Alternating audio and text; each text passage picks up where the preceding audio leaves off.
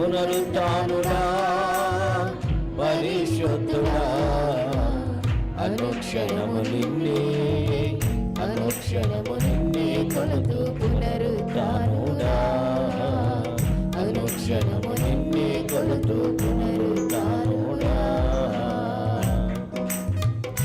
స్తోత్రం.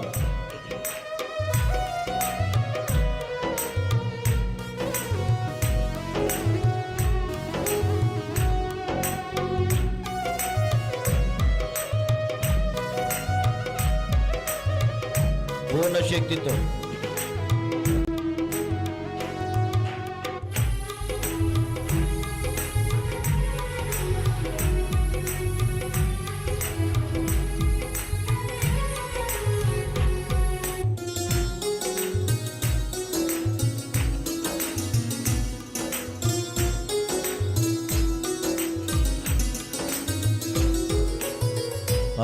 అధికారులైనా దేవదూతలైనా అధికారులైనా దేవదూతలైనా వస్త్రహీనతైనా ఉపద్రవమైనా వస్త్రహీనతైనా ఉపద్రవమైనా కరువైనా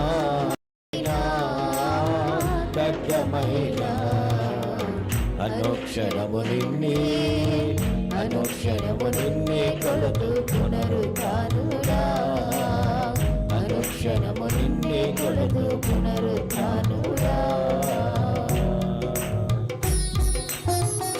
స్తోత్రం. రోగగ్రస్తమైన జీవితంలో ద్రోహములో లోక పరిస్థితుల మధ్యలో నలిగిపోయిన మన జీవితాల్లో నెమ్మదినిచ్చిన దేవునికి కందరి ఆయన నెమ్మదిని బట్టి స్తోత్రం చెల్లిస్తూ ఆరాధిద్దాం పూర్ణ బలముతో.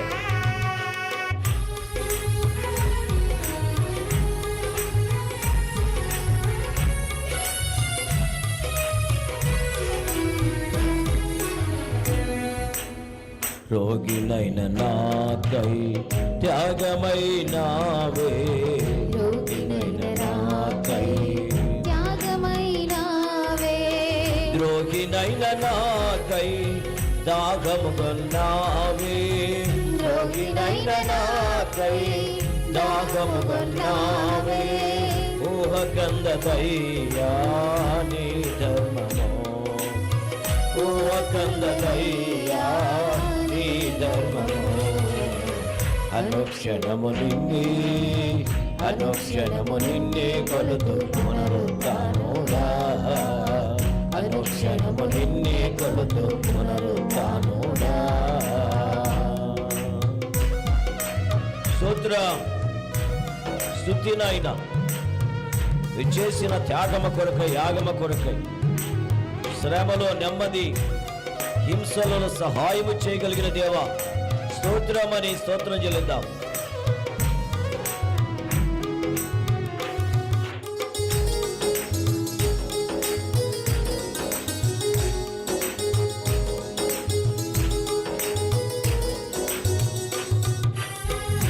స్తోత్రం. పూర్ణ బలముతో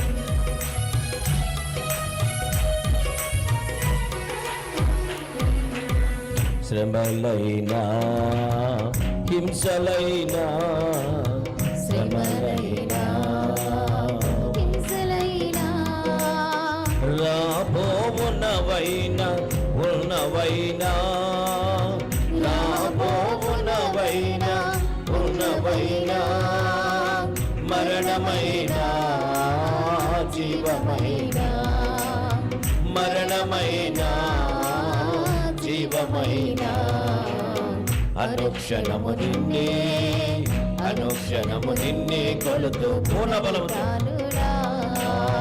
అనుక్షణము నిన్నే కొలుతూ పునరుత్థానుడా.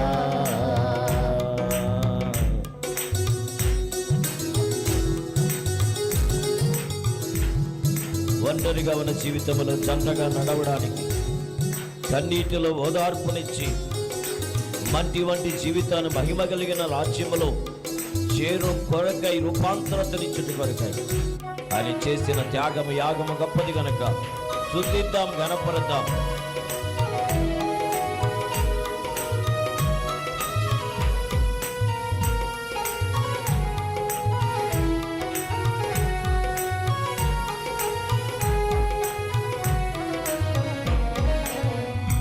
ఒంటరినైనా నా కంటి నీరు తుడిచావే, ఒంటరినైనా సోదరం కంటి పాపలాని ఇంట చేర్చుకున్నావే, ఇంట చేర్చుకున్నావే, మంటినైన నన్ను నీ పండుగ చేశావే, మంటినైన నన్ను నీ పండుగ చేశావే. అనుక్షణము నిన్నే, అనుక్షణము నిన్నే కొలుతూ పునరుత్థానుడా, అనుక్షణము నిన్నే కొలుతూ పునరుత్థానుడా, పునరుత్థానుడా పరిశుద్ధుడా, పునరుత్థానుడా పరిశుద్ధుడా. అనుక్షణము నిన్నే, అనుక్షణము నిన్నే కొలుతూ పునరుత్థానుడా, అనుక్షణము నిన్నే కొలుతూ పునరుత్థానుడా.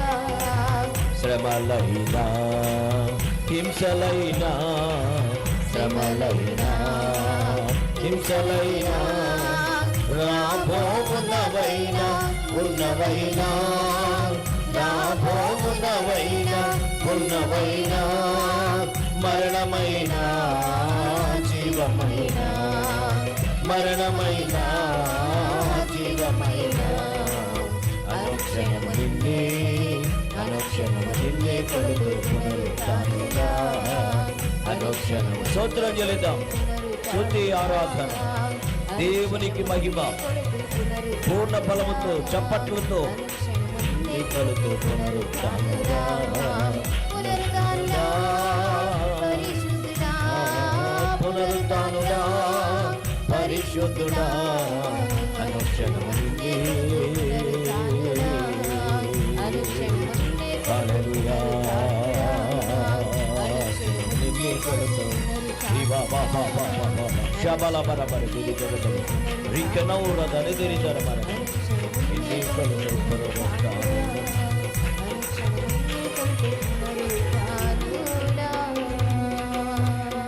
పునరుత్థానుడా పరిశుద్ధుడా, అనుక్షణము నిన్నే, అనుక్షణము నిన్నే కొలుతూ పునరుత్థానుడా పరిశుద్ధుడా, అనుక్షణము నిన్నే కొలుతూ పునరుత్థానుడా. పరిశుద్ధుడైన తండ్రి, ప్రేమ నమ్మదగిన దేవస్తుని బట్టి, సంకల్పాన్ని బట్టి కొందనాలు. నీ ఉద్దేశం ఈ రీతిగా ఉన్నది. ఈరోజు ఈ రీతిగా నీ సన్నిధులు గడపటం, మీరు దిగి వచ్చి బలపరచండి, మాట్లాడండి, మహిమ తెచ్చుకోండి. వాక్యాన్ని ధారాళంగా రానీకుంటూ అడ్డుకుంటున్న దురాత్మక యుక్తులు లయపరచిన దేవు. సౌండ్ సిస్టమ్ కరెంట్ని టోటల్గా ప్రతి విశ్వాస యోధులను అధీనంలో ఉంచుకొని మీరు మహిమ తెచ్చుకోమని యేసు సజీవ శ్రేష్ఠ నామంలో అడుగుచున్నాను నా పరమ తండ్రి, ఆమెన్ ఆమెన్. క్రీస్తు నామములో మరొకసారి అందరికీ వందనాలు. నేడు ధ్యానము కొరకై పరిశుద్ధ ఆత్మదేవుడు మన కొరకై దాచి ఉంచిన లేఖన భాగాన్ని మనము చదువుకుందాం. ప్రకటన గ్రంథం. దయచేసి మీ సెల్ ఫోన్లు స్విచ్ డౌన్ చేసుకుంటా అనుకుంటున్నాను, స్విచ్ ఆఫ్ చేస్తారని. ప్రకటన గ్రంథము 20వ అధ్యాయము 15వ. ఎవని పేరైనను జీవగ్రంథమందు రాయబడినట్టు కనబడని ఎడల వాడు అగ్నిగుండములో పడవేయబడెను. ఈ అధ్యాయాన్ని ప్రత్యేకంగా ఈ గ్రంథాన్ని గురించి అందరికీ తెలిసిన విషయమే. ఇది బైబిల్ గ్రంథములో 66 గ్రంథాల యొక్క సంపుటిలో చివరి గ్రంథం. దీనికి ప్రకటన అని వ్రాయబడింది, కానీ ఇంగ్లీషులోకి వెళితే రెవల్యూషన్ అంటే కరెక్ట్ అర్థం ఏంటంటే దేవుని బిళ్ళరా తెర తొలగించుట.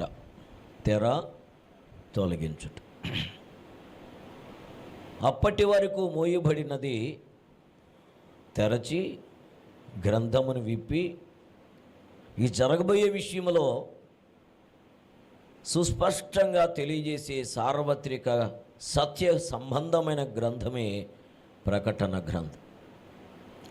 దానియేలు గ్రంథంలో దానియేలుకు దేవుడిచ్చిన దర్శనం మేరకు ఆత్మదేవుడు దిగివచ్చి, ఇది నేను నీతో మాట్లాడుతున్నాను, ఇది నీకు నేను తెలియజేశాను, దీన్ని మీరు ముద్రించండి, దీన్ని మీరు భద్రపరచండి.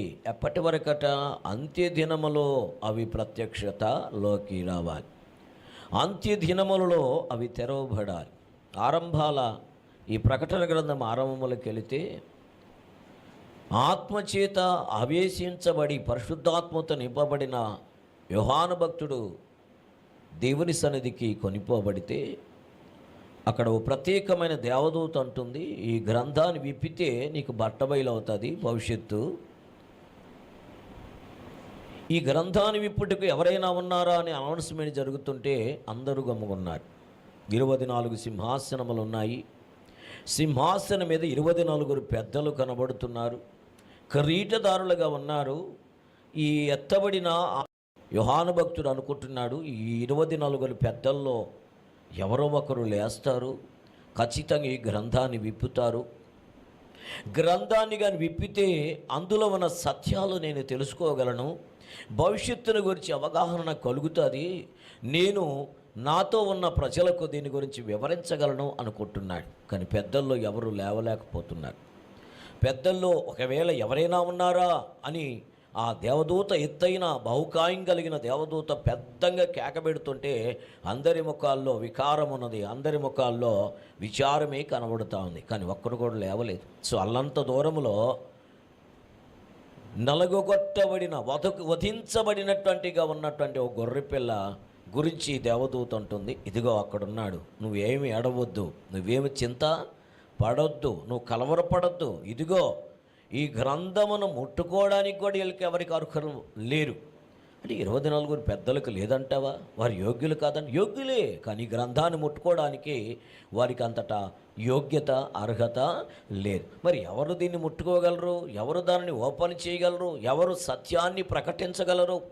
ఎవరు మోయబడిన ముద్రించబడినటువంటి దాన్ని బట్టబయలు చేయగలరంటే ఇదిగో యోగ్యులైనటువంటి ఒకరున్నారు, వధించబడినట్లుగా ఉన్న దేవుని గొర్రె పిల్ల ఉన్నదట.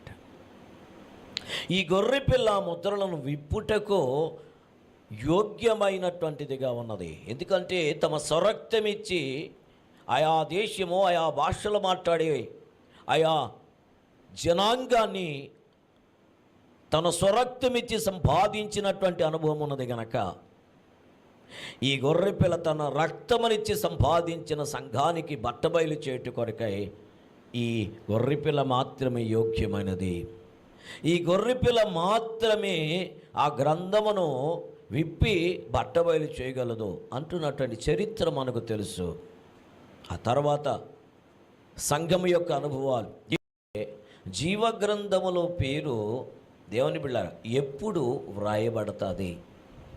ఈ బాధ ఒకానొక సమయంలో పరిగెత్తుకుంటూ వచ్చి, నేను నీ నామమును అద్భుతాలు చేశానయ్యా, నీ నామమును ఆశ్చర్యకారులు చేశాను, దయ్యాలు ఎల్లగొట్టాను, అద్భుత కార్యాలు చేశాను, నేను తాకగానే పడిపోయినారు, నేను ప్రకటించగానే చాలామంది రొమ్ము కొట్టుకున్నారు, నీ రాజ్యాన్ని నేను కట్టాను, ఇన్ని సంవత్సరాలు పరిచర్య చేశాను, ఇన్ని సంఘాలు కట్టాను అంటూ ఒక ఆయన విర్రవీగుతూ మాట్లాడుతుంటే ఆయన అన్నాడు, అరే బాబు, దయ్యాలు లోబడుతున్నాయని కాదు,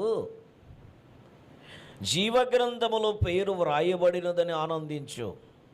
ఎవని పేరైనను జీవగ్రంథములో వ్రాయబడినట్టు కనబడని ఎడల వాడు ఏం చేయబడతాడంట? అగ్నిగుండములో వేయబడతాడు. మరి దయ్యాలు ఎల్లగొట్టిన సంగతి ఏంటి? నేనేం చెప్పలేదు ఆ సంగతి. దయ్యాలు ఎల్లగొట్టబడుట కంటే జీవగ్రంథములో పేరు వ్రాయబడుట, చర్చిలు కట్టడం కంటే జీవగ్రంథములో పేర్ల విషయమై జాగ్రత్త పడుట ఎంతైనా అవశ్యమో. జీవగ్రంథములో పేరు ఎప్పుడు వ్రాయబడుతుంది? మిమ్మల్ని అడుగుతున్న ప్రశ్న మీరు చెప్పొచ్చు. బైబిల్ తెలిసిన పండితులు, బాగా ప్రకటించగలిగిన పండితులు ఉన్నారు కనుక జీవగ్రంథములో పేరు ఎప్పుడు వ్రాయబడుతుంది? ఎవరైనా చెప్పచ్చు. బ్రదర్ జోసఫ్ గారు, బ్రదర్ శామ్యుయల్ జాన్ పీటర్ గారు, దైవ సేవకులు ఉన్నారు, బ్రదర్ కిషోర్ గారు, sisters and brothers servant of gods ఉన్నారు, చెప్పచ్చు. ఎప్పుడు జీవగ్రంథములో పేరు రాయబడుతుంది? నాయనా చెప్పాల, ఆయన చిత్తము, ఆ చిత్త ప్రకారము జీవించారు. వెరీ గుడ్, మంచిది. ఇంకా మారు మనసు పొంది ఆయన బిడ్డలుగా మారిపోతే జీవగ్రంథములో మన పేరు. Very good. ఇంకా నైనా ఆయన రక్తములో కడగబడితే. అదే క్వశ్చను మీరు ఇచ్చిన ఆన్సర్ మీదనే నిలబడుకోండి, ఆన్సర్ మర్చిపోబకండి. మరి వాక్యం ఏం చెప్తా ఉందో విందాం. లేటెస్ట్గా చాలా సంవత్సరాల తర్వాత వచ్చిన ఉమా సిస్టర్ చెప్తారు. చెప్పక్క, గ్రంథంలో వ్రాయబడతాయి. అందరూ అదే కోణంలో ఉండండి. వాక్యం ఏం చెప్తుంది చెప్పకన్నా ఈ కోణం చెప్పు. టక్కన టైం లేదు, ఇన్ టైంలో క్లోజ్ చేయాలి నేను. దేవుడు ఏం మాట్లాడడానికి సిద్ధంగా ఉన్నాడు through the word of God. మన చర్చిలోనే దగ్గర దాపు 32 మంది దాకా బైబిల్ ట్రైనింగ్ కూడా చేస్తున్నారు. బైబిల్ ట్రైనింగ్ కూడా చేస్తారు. డిగ్రీలు అయిపోయినాయి, బీటీహెచ్లు అయిపోయినాయి, ఎంటీహెచ్ కూడా చేసేవాళ్ళు చాలామంది ఉన్నారు. పిహెచ్డి కొరకు ఎదురు చూస్తున్న వాళ్ళు కూడా చాలామంది ఉన్నారు ఇన్ థియాలజీ, బైబిల్ థియాలజీలో. సో వాక్యపరంగా ఇప్పటి వరకు మీరు చెప్పింది కరెక్టే. అంటే బోధించిన బోధ అలాగే ఉంది, బోధకులు కూడా నేనే కాదు నాతో పాటు ఉన్నటువంటి వారు కూడా బోధించిన బోధ అదే. కానీ బైబిల్ పరంగా జీవగ్రంథంలో పేరు ఎప్పుడు వ్రాయబడుతుంది? ఎప్పుడు వ్రాయబడతాయి చూడండి. ఎవరి పేరైనను జీవగ్రంథమందు బడని ఎడల వాడు అగ్నిగుండములో పడవేయబడును. బైబిల్లో ఒక వాక్యంలోకి వెళదామా? ఒకసారి రెఫరెన్స్లను రాసి పెట్టుకొని తర్వాత నన్ను అడగండి, ధ్యానించండి. 139 కీర్తన, 139వ కీర్తన 16వ చరణం చదువుకున్నాం. 139 కీర్తన 16. నేను పిండమునై ఉండగా, అండలం చేసుకున్న అక్కడ, నేను పిండమునై ఉండగా నీ కన్నులు నన్ను చూచెను, నియమించబడిన దినములు ఒకటైనా కాకమునిపే నా దినములన్నీ నీ గ్రంథములో లిఖితములో అయ్యను. బాగా ఆలోచించే ప్రియులారా, బాగా గమనించండి. నేను పిండమునై ఉండగా నీ కన్నులు నన్ను చూచెను, నియమించబడిన దినములలో ఒకటైనా కాకమునిపే నా దినములన్నీ నీ గ్రంథములో లిఖితములు ఆయను. బాగా ఆలోచించండి. తల్లిగారు నెల తప్పారు అనుకుందాం. తప్పిన నా తల్లి గురించి నేను అడుగుతాను. మొదటి దినము అమ్మకు తెలియదు ఏమి జరుగుతుందో, రెండవ దినం ఏం జరుగుతుందో తెలియదు, 30 దినాలు ఏం జరిగిందో తెలియదు, నెల దినాలు అయిపోయినాయి. నెల దినాల్లో ఈ ప్రతిదినము ఆ పిండముగా రూపించబడిన జస్టే దేవుని బిడ్డలారా, ఆ బిందువుగా ఏర్పరచబడిన ఈ బిడ్డ లేక నేను నా తల్లి గర్భంలో 30 దినాలు ఎలా పెరిగాను? యోబు అంటాడు, చూలాలి యొక్క గర్భములో పిండం ఎలా పెరుగుతుందో నీకు తెలుసా అంటాడు. ఎవరు చెప్పగలరు దీన్ని అంటే, ఒక ఆయన ఏదో కవి రాసి మొదటి నెలలో, రెండవ నెలలో, మూడవ నెలలో, 9వ నెలలో ఇలా వస్తుంది అలా వస్తుంది అన్నాడు. వీళ్ళ అలాగిన వస్తుందని ఎవరు చెప్పగలరు? ఎవరు దాన్ని రూపించగలరు? సృష్టికర్తని దేవుడు తప్ప. తల్లి గర్భములో నెల తప్పించడమే కాకుండా తప్పినటువంటి ఆ నెలలోని మొదటి దినము, రెండవ దినము, గంటకి, గడియకి ఆ తల్లి గర్భంలో ఈ పిండము ఏ రీతిగా పెరుగుతుందో ఇవన్నీ దేవుడు రాసి పెట్టాడట. దేవునికి స్తోత్రం కలుగునుగాక. హల్లెలూయా. అంటే దినదినము ఏర్పడేటువంటి అవయముల గురించి ఈ 139వ కీర్తన 16వ చరణం సాక్ష్యం చెప్తున్నది. దినదినము ఏర్పడేటువంటి ఈచ్ అండ్ ఎవ్రీ దేవుని బిడ్డ మ్యానుఫ్యాక్చరింగ్ ఎలా అది సెట్ అవుతుందో, ఎలా ఆ బిడ్డ పెరుగుతాడు. నవమాసాలు చూసారంటే, కొంతమంది నవమాసాలకి, కొంతమంది 7వ నెలకి, కొంతమంది 10 నెలలు నిండిన తర్వాత, 10 నెలలు నిండిన తర్వాత 2 వారాలకి డేట్ ఇస్తారు ఎవరు? డాక్టర్లు. కానీ ఆ డేటే వస్తుందా? కొంతమందికి అలా జరగట్లేదు. మరి కొంతమంది ముందు వస్తుంది, కొంతమంది వెనకాల వస్తుంది, కొంతమంది లేట్ అవుతుంది కూడా. మరి అవన్నిటిని ఏర్పరిచినది ఎవరు అంటే 139 కీర్తన 16 ఇచ్చిన దినదినము ఏర్పడే అవయముల యొక్క పుట్టుకును గురించి గ్రంథములో లిఖితములు అవుతున్నాయి. దేవుని స్తోత్రం కలుగునుగాక. బాగా రాసి పెట్టుకుంటారా అండి? ఒక్కొక్క గ్రంథాన్ని గురించి మీ మధ్య నేను ఆత్మదేవుని సహాయం బట్టి పండితుల యొక్క దైవ సంకల్పములో ఉన్న థియలాజికల్ సంబంధించినది మీతో మాట్లాడుతాను, వినండి. కొంచెం ముందుకెళ్దాం పిల్లారా. మలాకీ గ్రంథంలోకి రండి. మలాకీ గ్రంథం 3వ అధ్యాయము 16వ వచనం. అంటే పాత నిబంధన గ్రంథంలో చివరి గ్రంథం అది, మలాకీ గ్రంథం. బాగా వినండి పిల్లారా. 3వ అధ్యాయము అందరు తీసుకోండి, అందరూ గమనించండి. 3వ అధ్యాయము 16వ వచనం. అప్పుడు యెహోవా యందు భయభక్తులు గలవారు ఒకరితో ఒకరు మాటలాడుకొనుచుండగా యెహోవా చెవియొగ్గి ఆలకించెను. మరియు యెహోవా యందు భయభక్తులు కలిగి ఆయన నామమును స్మరించుచు ఉండు వారికి జ్ఞాపకార్థముగా ఒక గ్రంథము ఆయన సముఖమునందు వ్రాయబడెను. ఇది రెండవ అనుభవం. మొదటిది ఏంటి?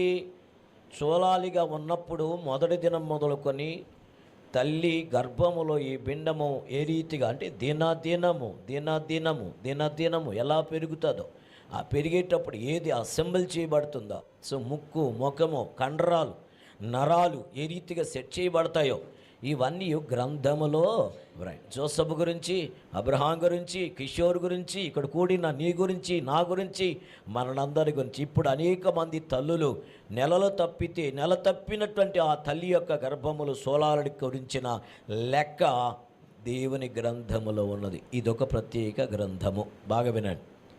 ఇక్కడ చూసినటువంటి మలాకిలో రాయబడింది ఏంటి? యెహోవా యందట భయభక్తులు గలవారు ఒకరితో ఒకరు మాట్లాడుకొనుచుండగా. నేను నిజంగా దేవుని యందు భయభక్తులు కలిగితే, నాతో మాట్లాడే వ్యక్తి కూడా దేవుని యందు భయభక్తులు కలిగిన వ్యక్తి అయితే, మాట్లాడుకొని ప్రతి మాటను గురించి నేను మాట్లాడినా, ఎదుటి వ్యక్తి మాట్లాడినా వారందరి యొక్క గురించి నేను అనుకుంటాను రికార్డ్ చేయబడుతుంది. రికార్డ్ చేయబడినటువంటి ప్రతి మాట అది ప్లస్ కానీ మైనస్ కానీ, మంచి కానీ చెడు కానీ, అవన్నీ ఎక్కడ ఉంటాయంట? ఒక గ్రంథము రాయబడి, దాన్ని జ్ఞాపకార్థముగా ఒక గ్రంథం ఉంటుంది. బాగా విన్నాను ప్లారా. మొదటిది దినదినము ఏర్పడే అవయములు గురించినటువంటి అసెంబ్లీ ఎలా చేయాలో కూర్చొని దీన్ని మాన్యువల్ అంటారు. హౌ టు క్రియేట్ అస్, మనం ఏ రీతిగా నిర్మించబడ్డామో ఆ మాన్యువల్ ఆయన దగ్గర బాగా ఉంటుంది. బాగా వినండి. రెండవది జ్ఞాపకార్థముగా ఒక గ్రంథం ఉంటుంది. ఏంటిది? యెహోవా యందు భయభక్తులు కలిగినటువంటి సహోదరి ఇరువురు కదండి, వారు మాట్లాడుకునే ప్రతి మాటను గురించి దైవ గ్రంథంలో స్మరణకు తెచ్చుకోవాలి కదా. రేపు నేను మాట్లాడు సత్యంగా అన్నాను అనుకోని, ఆ సత్యము కాదు అక్కడికి వెళ్తాడనమాట. ఎక్కడికి? గ్రంథంలో ఉంటుంది కదా. అయ్యయ్యో ఇట్లా మాట్లాడానా నేను? నువ్వు మందమతివని నాకు తెలుసురే బాబు, నువ్వు అలా అబద్ధం ఆడుతావు నాకు తెలుసు అక్క. కాబట్టి నీ గురించి ముందుగానే ఏం చేయబడిందట? రికార్డ్ చేయబడింది. ప్రియాంక నీ గురించే కదా, రోజా నీ గురించి కదా, సునీత నీ గురించి, ప్రతి ఒక్కరి గురించి, శ్రీనివాసులు నీ గురించి అంటూ మాట్లాడతాడు. అవును, వేణుగోపాల్ నీ గురించి అన్నట్టుగా స్పష్టంగా. ఇంకా మాట్లాడడానికి కాదు కదా, ఇక అనేదానికి కూడా అవకాశం ఉండదు. ఆవు అని అంటే 4 కట్ అయిపోద్ది అనమాట. కారణం ఏంటంటే ఇలా ఉంటే సత్యమో నువ్వు అలా చెబుతావా అనే పరిస్థితి ఉంటుంది. రికార్డ్ చేయబడతాయి. కొంచెం ముందుకెళ్దాం పిల్లలు. మీకు బాగా తెలిసిన కీర్తన గ్రంథం 52వ కీర్తన 9వ చరణం చదువుకున్నాం. కీర్తనలు 52వ కీర్తన 9. నీవు దానిని నెరవేర్చితివి గనక నిత్యము నిన్ను స్తుతించెదను. నీ నామమట ఏంటంట?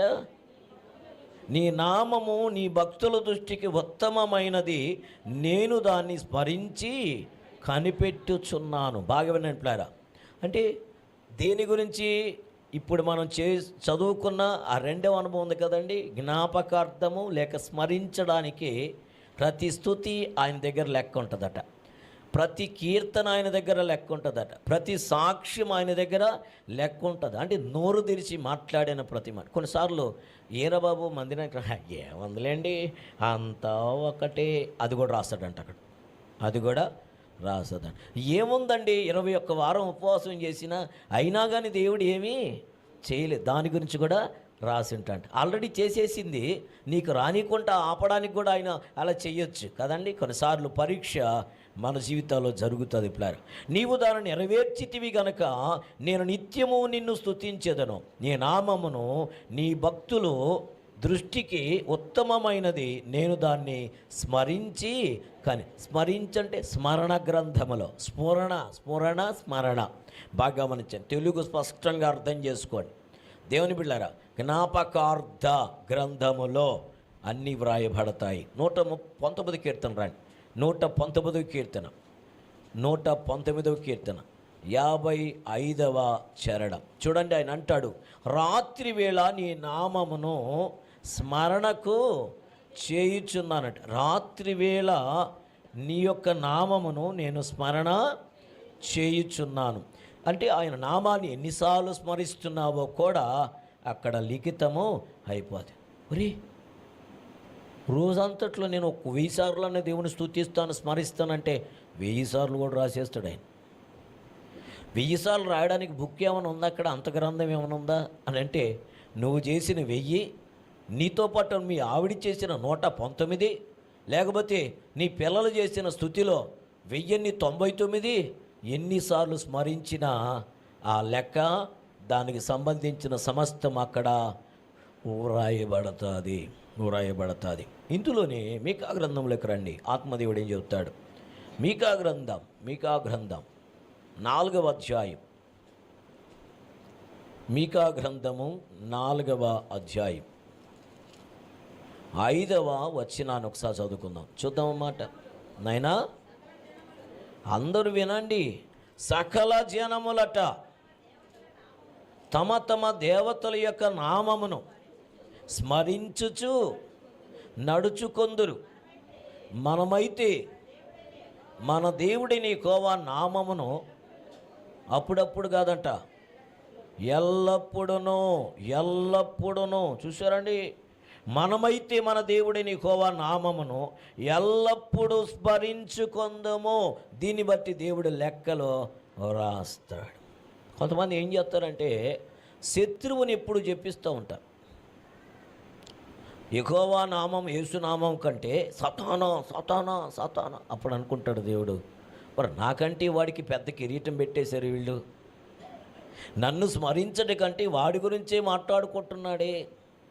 వాడు నరం లాగేశాడు, వాడు కాళ్ళు పట్టుకున్నాడు, వాడు వచ్చి కుతికిలు పట్టుకున్నాడు, ఈయన గురించే మాట్లాడతాడు. మీ దేవుడు నిన్ను ఆవరిస్తాడని, నిన్ను ఉద్ధరిస్తాడని, నిన్ను పైకెత్తుతాడని, ఆయన తన కనుగుట్టును ముట్టినట్లు నిన్ను ముట్టితే అన్నటువంటి మాటలు పక్కన పెట్టేసి నిత్యము ఎవడికి స్థానం ఇస్తున్నామో?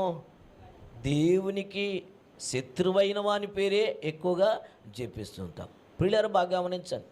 శత్రువు విషయంలో పగపూని, శత్రు విషయంలో హృదయంలో ఎప్పుడు జపించే వాళ్ళ ముఖాల్లో వికారం ఉంటుంది, కానీ సంతోషము ఉండదు.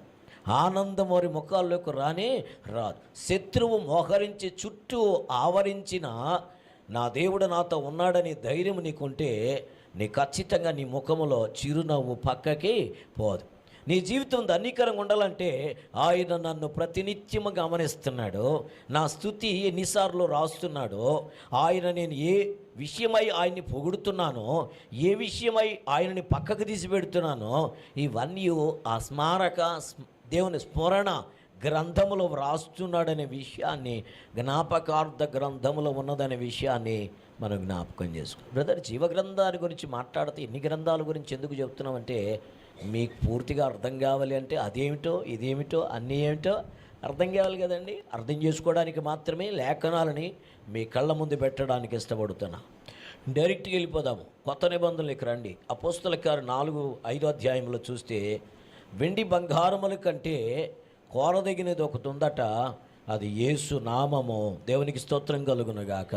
ఆ 2 అధ్యాయాలు చదువుకుంటే ఆయన ఎంత జాగ్రత్తగా దేవుని సన్నిధిని మనపక్షంగా ఉంచుతాడో అపోస్తల 4-5 అధ్యాయాలు కనబడుతుంది. కానీ ఒక వచనం మాత్రం చూపిస్తాను చూడండి ప్లార్. 12వ వచనం చదువుకున్నామా? 4వ అధ్యాయము 12వ వచనం చదువుకున్నాం ప్లార్. అపోస్తల కార్యం చూసారండి, అండర్లైన్ చేసుకున్న అదంతా మనకు బాగా తెలిసిన వాక్యం అది. మరి ఎవని వలనను రక్షణ కలగదో, ఈ నామమునందే రక్షణ కలుగును. బాగా గమనించండి ప్లేరా, ఆయన మాట్లాడుతున్న మాటలో జీవమన్నది చూడండి ప్లేరా. ఏ నామం వలనట రక్షణ కలుగుదో ఈ నామముని మనము రక్షణ పొందవలను కానీ ఆకాశము క్రింద మనుష్యులు ఇవ్వబడిన మరి ఏ నామమున రక్షణ పొందలేము. ఈ సత్యాన్ని ప్రకటించడానికే అపోస్తల కార్యం 4-5 అధ్యాయాలు మనకు స్పష్టంగా కనబడతాయి ప్లాన్. ఇప్పుడు దాకా నేను చెప్పిన ప్రతి మాట దేవుని బిళ్ళ జ్ఞాపకార్థపు ఒక గ్రంథమున్నదే. ఇందును బట్టి మనకు రక్షణ, ఇందును బట్టి మనము స్తుతించే లెక్క, ఇందును బట్టి మాట్లాడుకునే మాటల గురించిన దేవుని బిళ్ళారా ఏం చెబుతా రికార్డ్ చేయబడుతుంది. అదంతా ఆ గ్రంథములో ఉంటుంది. దేవుని బిళ్ళ 2 విషయాలు చెప్పాను. 3వ విషయంలోకి వెళదామా? కీర్తనలకు వెళ్దాము. 56వ కీర్తన, త్వరగా 56వ కీర్తన 8వ చరణం. 56వ కీర్తన 8వ చరణం. నా సంచారములను నీవు లెక్కించి ఉన్నావు. ఏంటంట? నా సంచారములను నీవు లెక్కించి ఉన్నావు. దేవుని బిడ్డలు గమనించండి. నా కన్నీళ్లు నీ బుడ్డిలో ఉంచబడి ఉన్నవి, అవి నీ కవిలలో కనబడును కదా. దేవునికి స్తోత్రం కలుగును గాక. హల్లెలూయా. ఆయన అంటాడు ప్లారా, ఎవరండి నన్ను పట్టించుకునేది అని ఏ సిస్టర్ అయినా అంటే, ఏ బ్రదర్ అయినా, బ్రదర్ నన్ను ఎవరు ఈ నా సమస్య గురించి పరిష్కారం ఎక్కడ దొరుకుతుంది, ఎన్ని వెతికినా ఎక్కడ ప్రయాసపడినా నా ప్రయాసకు ఫలితము దొరకట్లేదే అని ఒకవేళ అంటే, నేను వారితో ధైర్యంతో ఒక మాట చెప్తున్నా. ఆయన నీ సంచారములను నీవు లెక్కించబడ్డాడు, లెక్కించబడి ఉన్నవి అనే విషయాన్ని నువ్వు మర్చిపోకూడదు.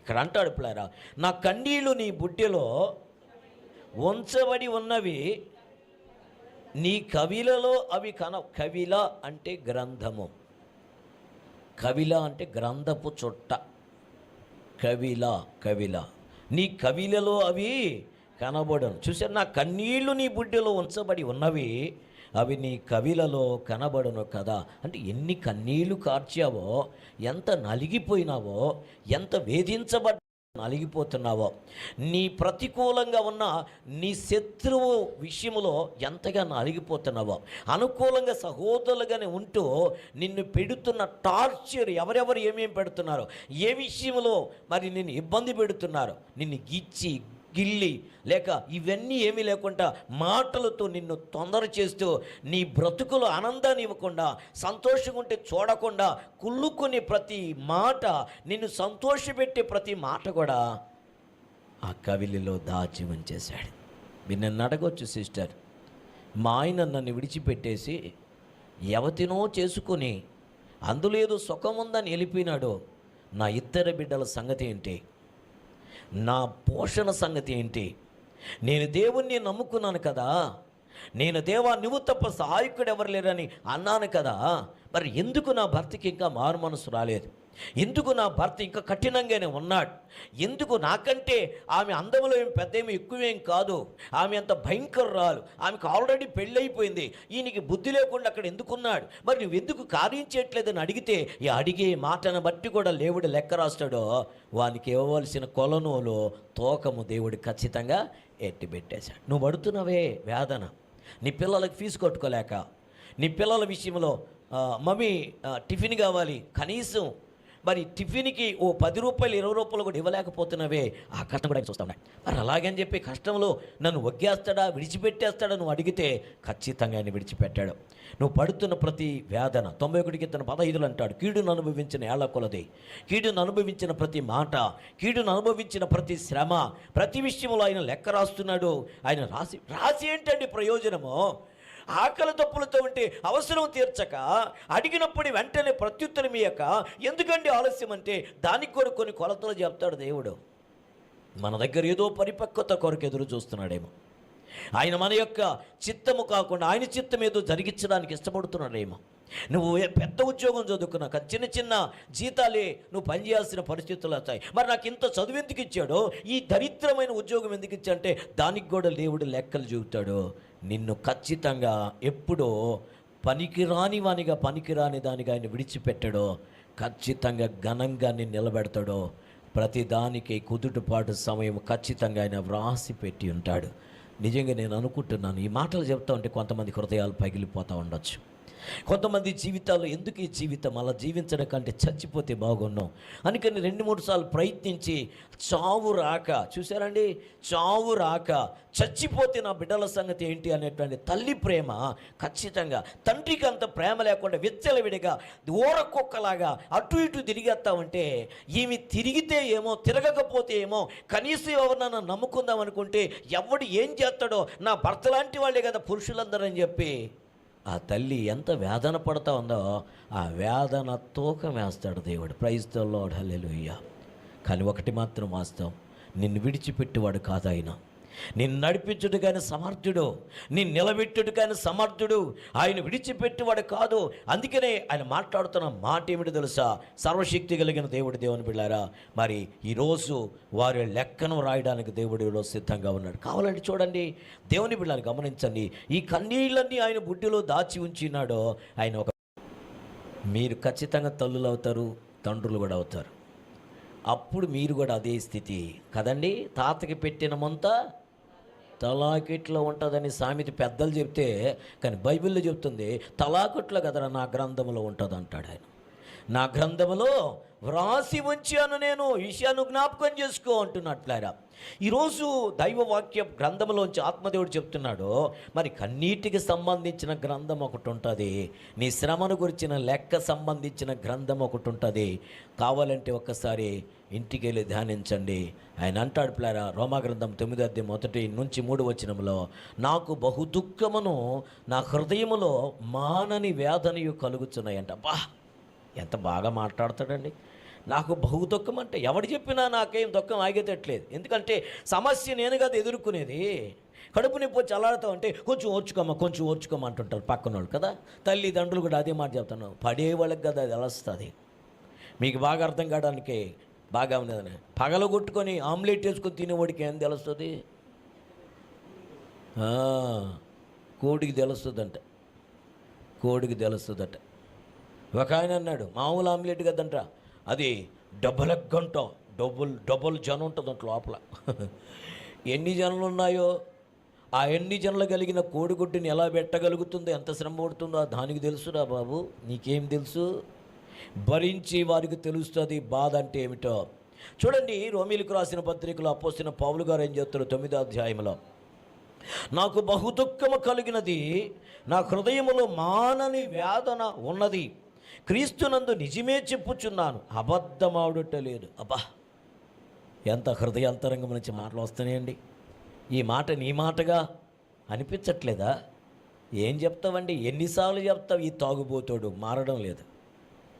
వీడు తాగొచ్చి పడుకుంటే పర్వాలేదండి, తాగొచ్చినప్పటి నుంచి ఒకటిగానే టార్చరు, ఒకటిగానే మాటలైతే పర్వాలేదు, వాడు ఏదో పిచ్చి కుక్కలాగా పైన పడి భయంకరంగా కొట్టేస్తున్నాడు. ఎందుకు కొడుతున్నాడు అర్థం కావట్లేదు. అంతా అయిపోతే ఐఎమ్ వెరీ సారీ ఏమంటా కొట్టేసిన తర్వాత ఒళ్ళంతా వనం అయిపోయి దెబ్బలు పడిపోయి ఉంటే ఐఎమ్ వెరీ సారీ తాగాను కదా. అందుకని తాగుడనే మాట వచ్చిన తర్వాత ఆ సాకుతో కొట్టేస్తావా? బుద్ధి ఉందా నీకు? నువ్వు అసలు మనిషివేనా? ఎప్పుడు నీ జీవితాన్ని మారతావు? ఒక భర్తగా ఎప్పుడు ప్రవర్తిస్తావు? ఎప్పుడు భర్తగా ట్రీట్ చేస్తావు నీ భార్య విషయంలో? I'm the responsibility. నువ్వు నా పాలిభాగస్తురాలు కదా, నేను నీకు తల కదా, నేనే నిన్ను పోషిస్తానని, నేనే నిన్ను ఉద్ధరిస్తానని ఎప్పుడు చెప్పగలవు? ఒక భర్తగా భార్యగా ఉంటూ తోడుగా, నీడగా, సపోర్ట్గా, చేయూతగా, కన్నీటిలో కృంగిపోతున్నప్పుడు నేనున్నానయ్యా అని ధైర్యం చెప్పవలసిన భార్యే నిత్యము పీడించుకొని తింటామంటే, ఈవిడ ఎందుకు చేసుకున్నాను రాని భర్త అల్లాడిపోతామంటే దాని గురించి కూడా లెక్క ఉందంటే ఇక్కడ ఆయన అంటారు. చూడండి ప్లాయరా, క్రీస్తునందు నిజమే చెప్పుచున్నాను, అబద్ధం ఆడటం లేదు, పరిశుద్ధాత్మ యందు నా మనస్సాక్షి నాతో కూడా సాక్ష్యం ఇచ్చుచున్నది, సాధ్యమైన ఎడల దేహ సంబంధులైన నా సహోదరుల కొరకు నేను క్రీస్తు నుండి వేరై శ్రమపడుటకై శాపగ్రస్తుడై ఉండుట నేను కోరుచున్నాను. ఎంత ఇష్టపడుతున్నాడండి. నీ శాపగ్రస్తుడిగా మారినా పర్వాలేదు, కానీ నా సహోదరులు రక్షణలోకి రావాలి. నీ శాపగ్రస్తురాలైనా పర్వాలేదు, నా భర్త రక్షించబడాలి. నేను శాపగ్రస్తుడైనా పర్వాలేదు, నా భార్య, నా పిల్లలు రక్షణలోకి రావాలి. నిజంగా ఈ పరిస్థితి ఉద్దేశము ఒక మారు మనసు పొందిన భర్తకి, మారు మనసు పొందిన ఒక భార్యకి, మారు మనసు పొందామని చెప్పుకొని యవనస్తులకి, కుమారులకు కుమార్తెలకు ఉంటే ఆ కుటుంబం రక్షణలోకి వచ్చేస్తుంది. వాళ్ళ ప్రార్థన ఏముంటుందని, యేసునందు విశ్వాసం నీవు నీ ఇంటి వారి రక్షణలోకి వచ్చేస్తారని వాగ్దానం ఉంది కదా ప్రభు, నువ్వే మార్చుకో. వాడు పడిపోయి ఇష్టలు విడిగా ఉన్నాడని చెప్పి కుమారుల గురించి, భర్తను గురించి చాలామంది అనుకుంటుంటారు. భ్రమ. రక్షించబడిన నీ జీవితంలో మార్పు రావాలి. రక్షించబడిన నీ మంచి ప్రవర్తనే వాక్యము లేకుండా నీ భర్త రక్షణలోకి వచ్చేస్తాడు. అలా రావాలి అంటే భార్య శిరోమణి నీ ప్రవర్తన మంచిగా ఉండాలి. నీ మాట నోరు మాట్లాడితే నొసళ్ళు ఎక్కిరిచ్చినట్టుగా ఉండకూడదు. ఉన్నాయి అంటే నువ్వు తిరిగి ఇంకా జన్మించాల. అలా లేకపోతే నాతో మాట్లాడచ్చు. నా ఫోన్ నెంబర్ ఉంది. నా ఫోన్ నెంబర్లు ఎప్పుడైతే నేను దొరుకుతానంటే ఉదయం 10 గంటల నుంచి 11 గంటల లోపల, లేదు 9 నుంచి 11 గంటల లోపల దొరుకుతా. కావాలంటే మాట్లాడచ్చు. కానీ సత్యం ఏంటంటే ప్రతిదానికి దేవుని దగ్గర లెక్కలు ఉన్నాయి. ప్రతిదానికి దేవుని దగ్గర ముద్రలు ఉన్నాయి. ప్రతిదాన్ని దేవుడు దాచిపెట్టడానికి సిద్ధపడుతున్నాడు. ఎందుకంటే రేపు బట్టబయలు చేయాలి కాబట్టి. అందుకని యోహాను రాసిన మొదటి పత్రికలకు రండి. ఆత్మదేవుడు ఏం మాట్లాడి సిద్ధపడుతున్నాడు. యోహాను రాసిన మొదటి పత్రిక 3వ అధ్యాయం 16వ వచనము ఈ రీతిగా సాక్ష్యం చెప్పడానికి సిద్ధంగా మనం చదువుకుందాం. బాగా గమనించను. ఆయన మన నిమిత్తము తన ప్రాణము పెట్టెను గనక దీని వలన ప్రేమ ఎట్టిదని తెలుసుకొనుచున్నాము. మనము కూడా సహోదరుల నిమిత్తము మన ప్రాణమును పెట్ట. ఈ బాగా ఆలోచించండి. ఇది 4వ మాట. ఇది ఒక సహోదరుని కొరకు, అంటే నీ భార్య కొరకు భర్తగా, నీ భర్త కొరకు ఒక భార్యగా, నీ తల్లిదండ్రుల కొరకు ఒక కుమారుడిగా, కుమార్తెగా ఏమి చేయడానికి సిద్ధపడాలి? వారి రక్షణ కొరకు ప్రాణము పెట్టునంతగా. ప్రాణమును పెట్టబద్దులమైనాం. ఆయన ప్రేమ కనబడింది. మన కొరకు ఆయన ప్రాణం పెట్టేటప్పుడు మన నీతిమంతులమని ఉందా బైబిల్లో? చూద్దామా ఒకసారి. రోమీలకు రాసిన పత్రిక 5వ అధ్యాయము, రోమీలకు రాసిన పత్రిక 5వ అధ్యాయంలో చూడండి. ఆయన మన కొరకు ప్రాణం పెట్టేటప్పుడు మనం పరిశుద్ధులమైపోతే, పరిశుద్ధుల కొరకు, నీతిమంతుల కొరకు ఒకటి ప్రాణం పెట్టడానికి ఒకవేళ త్యాగం చేయొచ్చు. కానీ ఏ స్థితిలో ఉన్నాం చూడండి. ఆయన మాట్లాడుతున్నట్లేరా. ఆయన అంటాడు, మనకు అనుగ్రహించబడే పరిశుద్ధాత్మ ద్వారా దేవుని ప్రేమ మన హృదయంలో కుమ్మరించబడి ఉన్నది గనక ఈ నిరీక్షణ మనలను సిగ్గుపరచదట. ఎప్పుడు అంటే మన కొరకు ప్రాణం పెట్టింది మనం భక్తిహీనులమై ఉన్నప్పుడు. 6వ వచనం చూడండి. ఏలయనగా, చూసారండి, మనం ఇంకా బలహీనులమై ఉండగా అండలం చేసుకున్నాం ఒకటి. రెండోది తర్వాత అంటే ప్లారా, ఎంత చక్కటి మాట చూడండి ప్లారా. మనం ఇంకా బలహీనులమై ఉండగాని, ఇంకా భక్తిహీనులమై ఉండగాని, చూసారండి, మనం ఇంకా భక్తిహీనులమై ఉండగా క్రీస్తు యుక్త కాలమున భక్తిహీనుల కొరకు చనిపోయను. భక్తి కలిగిన వారమని కాదు ఆయన ప్రాణం పెట్టింది. ఈ సత్యాన్ని గ్రహించాలి. మా ఆవిడ మంచిది కాదండి, అవకాశం ఏందండి చేసేదన్నాడు ఆయన. బాబు, నేను జతపరిచింది ఎందుకంటే బాగులేని ఆమెని బాగుపరుచుకోవడానికే. చాలామంది అనుకోండి, నీ బతుకు నువ్వు బతుకు, నా బతుకు నేను బతికేస్తా అంటట. ఎవరో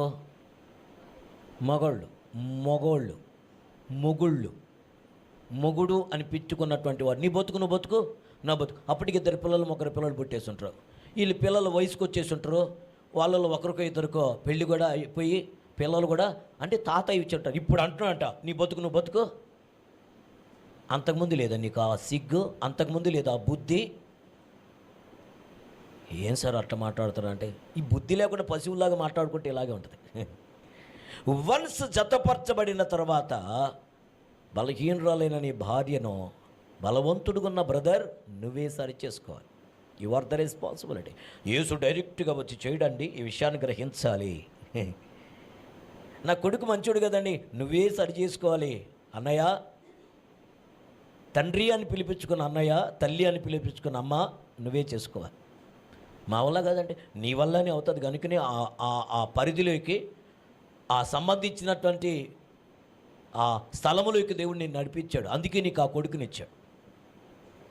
ఇది వాస్తవం. ఇది వాస్తవాలు కాదండి, అది కుదరదండి యేసు మార్చేయాలంటే యేసు డైరెక్ట్గా రాడు బ్రదర్, యేసు నీ ద్వారానే కార్యము చేస్తాడు. ఆయనకు సాధనం కావాలి. అందుకంటే నా మనస్సాక్షికి నాకు విరుద్ధంగా నేనేమీ చేయలేను అంటాడు ఆయన. మరి అద్భుతాలు జరుగుతాయి, కానీ నువ్వు ప్రయత్నించాలి, నువ్వు వాడబడాలి, నేను వాడుకోబడాలి.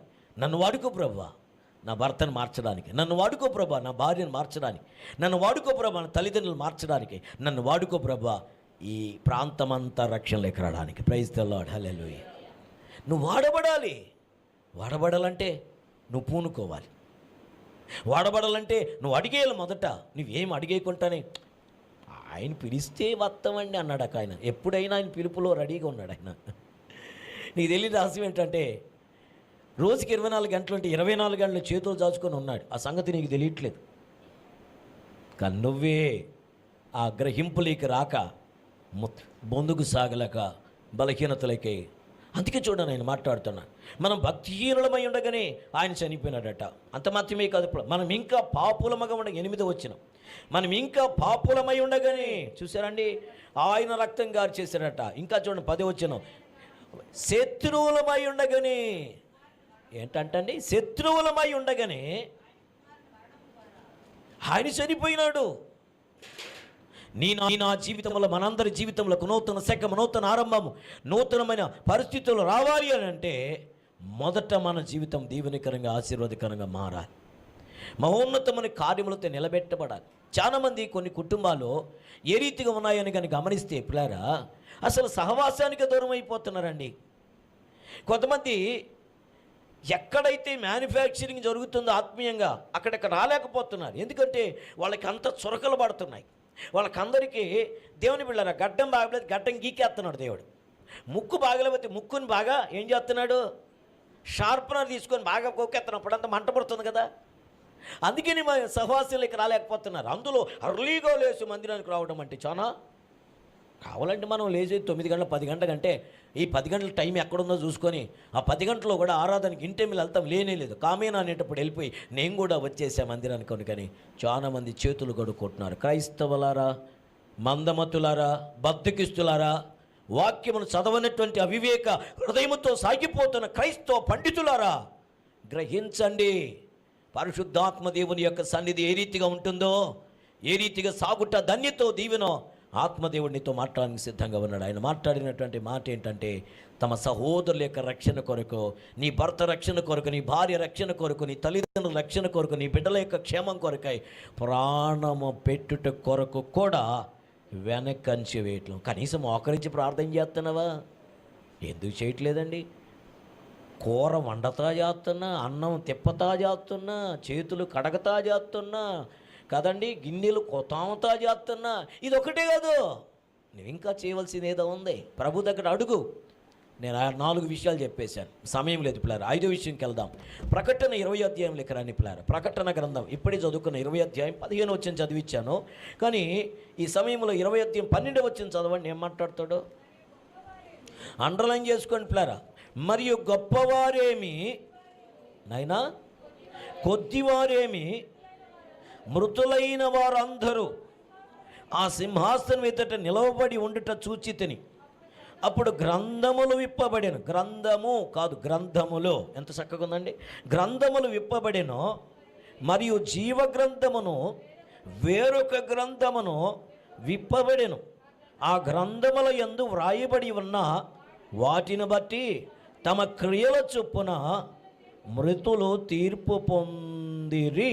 మృతులు తీర్పు పొందిరి. ఇది యేసుని ఎరిగిన వారి గురించి, ఎరగని వారి గురించి కూడా. ఈ విషయాన్ని మర్చిపోకూడదని. మరి బ్రాహ్మణులండి, బ్రాహ్మణులైన మానవులే కదండి. బ్రాహ్మణులు కూడా తల్లి గర్భం నుంచి వచ్చారు కదా. తల్లి గర్భంలో ఒక్క దినము అనే దాని గురించి లెక్క రాశాడు కదా 139 కీర్తన 16 ప్రకారం కదండి. కాబట్టి ఆయన గురించి కూడా, నాయుడు గురించి, చౌదరి గురించి కూడా, ఇంకా ఎవడైనా పేర్లుగా ఉంటే ఇన్ని పేర్లు పెట్టేసుకుందాం. మానవులైన ప్రతి ఒక్కరి గురించి ఇలాగనే జరుగుతుంది. ఇది సత్యమో. చూడండి ప్లారా, జీవ గ్రంథమందు వేరొక గ్రంథం ఇప్పబడిన ఆ గ్రంథమునందు వ్రాయబడి ఉన్న వాటి అన్నిటిని బట్టి తమ క్రియల చొప్పున మృతులు తీర్పు పొందిరి. అంటే బైబిల్ ఏముంది? గొప్పవారు కానీ. హల్లెలూయా.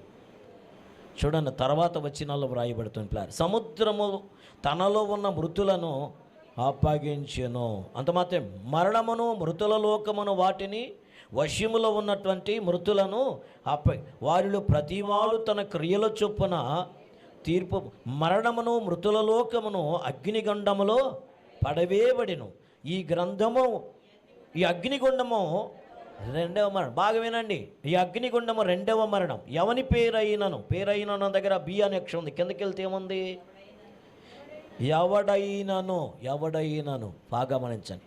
ఎవడైనను ఈ జీవగ్రంథమునందు వ్రాయబడినట్టు కనబడని ఎడల వాడు అగ్నిగుండములో. ఇప్పుడు దాకా ఒక కొలిక్కి వచ్చింది అనుకుంటాను, ఇప్పుడు ఆన్సర్ చెప్పబోతా ఉన్నా. నేను అడిగిన ప్రశ్న ఏంటి? జీవగ్రంథములో పేరు ఎప్పుడు వ్రాయబడతారు? మనం ఏమన్నాము? యేసునందు విశ్వాసం ఉంచి యేసు ఆయన యొక్క అడుగుజాల్లో నడిస్తే మన పేర్లు అక్కడ రాయబడతాయి అన్నారు కదండి.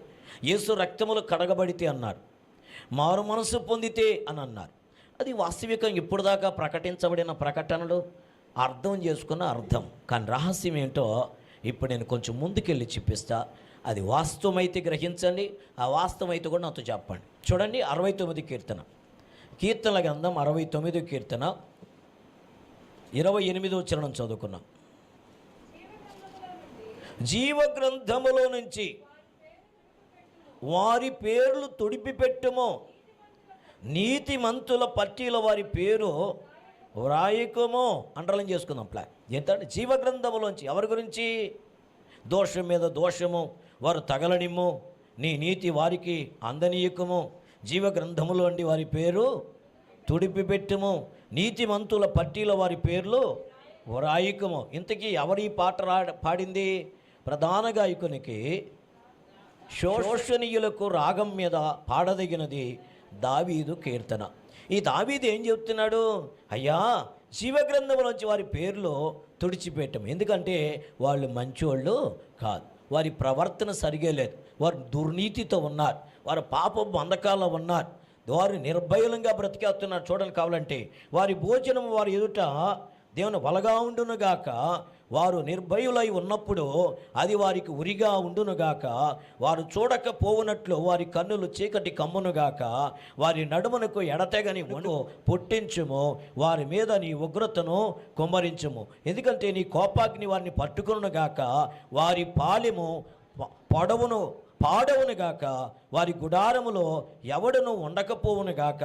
ఇవన్నీ ఎందుకు చెప్తున్న శాపనార్థాలు కాదు, ఇది వాళ్ళ బ్రతుకులు సరిగా లేవయ్యా, కానీ వారి పేర్లు జీవగ్రంథములు ఉన్నాయి కాబట్టి తీసేసి. ఇక ఇప్పుడు అర్థమైంది అనుకుంటాను, కొంచెం అర్థమైంది అనుకుంటాను. అంటే దేవుడు నీతిమంతుడు గనక ఎప్పుడైతే మనము తల్లి గర్భములో ఒక దినమన కాకమనిపే జీవగ్రంథంలో మన పేరు వచ్చేస్తుంది. తర్వాత దొంగ, దోపిడి, పనికిమాలినోడు, మాట వినని వాడు, విచ్చలవిడి జీవితం వచ్చినప్పుడు ఎరైజ్ అవుతా వస్తాయి ఈ పేర్లు. ఎక్కడి నుంచి? జీవగ్రంథంలోంచి. అంటే ఈ జీవగ్రంథంలో కిరాతకులైన పేర్లు ఉన్నాయా? మీరు అనుకున్నటువంటి వారు దేశాన్ని, రాష్ట్రాన్ని ఒడికిచ్చిన ఫలానా కిరాతకుడు, హంతకుడు, కొన్ని వందల వేల మంది నాశనం చేశాడు, వారి పేరుందా? పేరుంది, కానీ తీసేసుకుంటూ వస్తాడు, ఎరైజ్ చేయబడతా వస్తుంది. కాకపోతే రహస్యం ఏంటంటే అక్కడ ఎరైజ్ కాకుండా ఉండాలంటే ఈ భూలోకంలో మన క్రియలు దేవునికి ఇష్టంగా మారాలి. ప్రైజ్ ది లార్డ్, హల్లెలూయా. ఇప్పుడు చెప్పండి, ఎవరి పేరు రాయబడతాయి జీవగ్రంథంలో? పుట్టిన ప్రతివాని పేరు వ్రాయబడుతుంది. దొంగ, దోపిడిగాడు, వ్యభిచారి, నరహంతకులు, కిరాతకులు, క్రీస్తు విరోధులు, క్రీస్తువును చంపినవారు కదని చూసారండి. అందరి పేర్లు ఉంటాయి, కానీ ఎప్పుడెప్పుడైతే మనం చేయడం మొదలెడతాం మీకు అర్థమేదేం చెప్తా, హంస 6 నెలలే బ్రతకతుందట. అందుకని సామెత వచ్చింది, కాకిలాగా కలకాలం బ్రతకడం కంటే హంసలాగా 6 నెలలు బ్రతికి చచ్చిపోతే మేలురా బాబు అంటాడు. ఏంటి సంగతి? 1000 సంవత్సరాలు దేనికి ఎందుకు వచ్చింది? కాకంట ఎందుకు కావు అంటుందంటే నన్ను తీసుకో అంటుందంట దేవుని. ఏంటంటే ఈ నీచంగా జీవించే జీవితం నేను తట్టుకోలేకపోతున్నానయ్యా. కాబట్టి దానికి ఒక శాపం ఉందంట. అవునో కాదో నాకు తెలియదు, పెద్దోళ్ళు చెప్పారు. పిల్లలు బాగా గమనించండి. అది కరెక్ట్గా అబ్రహాం గారు ఎలిజబెత్తమని ఎక్కించుకొని కోటర్లో పోతుంటారు, తెల్లగా ఉన్నారు కదా, కానీ ఎంట్రుకలు తెల్లగా ఉన్నాయంట, నల్లగా. అప్పుడు అది అనుకుంటుందట, అంతా తెల్లగా ఉండి ఎంట్రుకలు ఎందుకు నల్లగా ఉన్నాయి అనుకొని పైనుంచి కరెక్ట్గా స్కేల్ కొలిసినట్టుగా టపక్కని వేస్తుందంట రెట్ట. అది ఎలిజబెత్ మీద పడకుండా అబ్రహం మీదనే పడిందంట పాపం. అప్పుడు 1 సంవత్సరం కట్ అన్నంట దేవుడు. అది లోకంలో చెప్పిన సామెత. అట్లాగా 1000 సంవత్సరాలు నాకు ఎందుకు, ఏదో కొద్ది రోజులు బతికితే బాగుని చెప్పి అది తన శాపాన్ని అది కంటిన్యూ చేస్తుందట. మానవ జీవితం కూడా అలాగే ఉంటుంది. కలకాలం బ్రతకాలని, యుగయుగములు దేవుని బిడ్డగానే ఉండాలని, దేవుని సొత్తైన ప్రజల ప్రతి ఒక్కరి పేరు జీవగ్రంథం లాంటి, మరలా చెప్తున్న యేసు రక్తంలో కడగబడిన వారు కాదు, యేసు రక్తంలోని కాదు, తల్లి గర్భంలో పిండమగా రూపించబడినప్పుడే వారి పేరు జీవగ్రంథంలో ఉంటుంది. కానీ వీడి చేసే క్రియలను బట్టి తుడిసివేయబడతా వస్తుంది. అందుకని ప్రకటన 25:15 ఎవరి పేరైతే కనబడదా అంటే ఎరైజ్ చేయబడుతుందో, ఎరైజ్ చేయబడుతుందో, మన భాషలో చెప్పాలంటే డిలీట్ కదా, డిలీట్ చేయబడుతుందో, ఎరైజ్ చేయబడుతుందో, షార్పనర్ చేయబడుతుందో. వాళ్ళ పేర్లు అంతా వెతకతా అంటే ఇక్కడ ఉండాలి కదా సోన్స్, ఇక్కడ ఉండాలి కదా సోన్స్, లేదు అక్కడ పేరు లేదంట, అంత ఖాళీ అంట, అంత ఖాళీ అంట. అప్పుడు వారి పేర్లు ఎక్కడికి తీసుకెళ్తాంట, వీడికి పేరు అక్కడ లేదురా జీవగ్రంథంలో. కాబట్టి ఇంకా కొంచెం క్లూ ఇస్తాను ప్లాన్ చూడండి కావాలంటే. ప్రకటన గ్రంథం 3వ అధ్యాయం చెప్పి ప్రభు పాదాల దగ్గరికి మేము నడిపించేస్తాం. చూద్దామా, ప్రకటన గ్రంథం 3వ అధ్యాయం చూడండి ప్లారా. జయించువారు చెప్పండి, చదవండి. చూసారండి, జయించువారు అలాగున తెల్లని వస్త్రములు